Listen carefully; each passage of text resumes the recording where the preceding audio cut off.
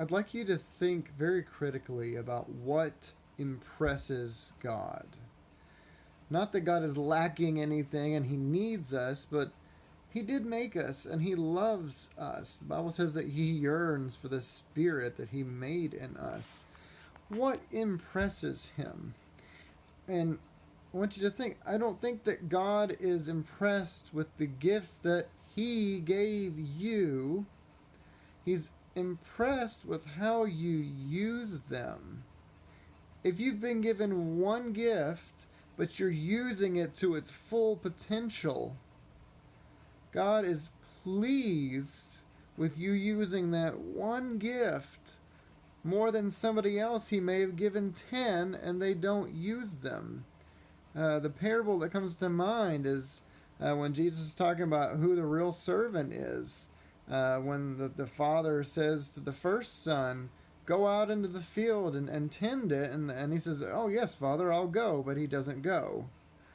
But then he says to the second one, do the same thing, and then the second kid says, I will not go, but then later he changes his mind and he goes and does what his father told him to do. And Jesus was speaking and he says, who did the will of his father? And obviously the answer was obvious. The one who actually went and did what his father told him to do is the one that did the will of the Father, not the one who just said something. He spoke or honored with his lips, but his heart was far from his Father. So, God is not impressed with the gifts he gave you. He's impressed with how you use them. And there's two different pastors that I listen to different messages. I've listened to probably like 10 different pastors, but two that come to mind.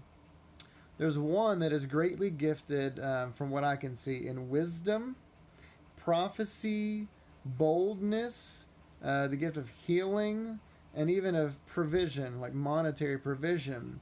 While the other one, he seems more gifted with compassion, love, and humility.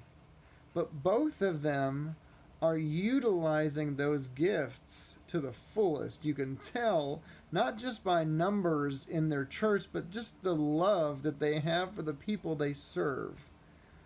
God is pleased with that. He is pleased with when he gives you something, you use it to its full potential. And how many times did Jesus teach with a parable that if you are faithful in a little, you will be entrusted with much?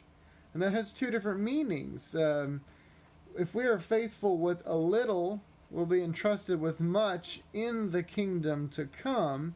But even now, if the gifts that God has given us are sitting up on a shelf and they're not being used, he's not going to give you more gifts. It's just not going to happen.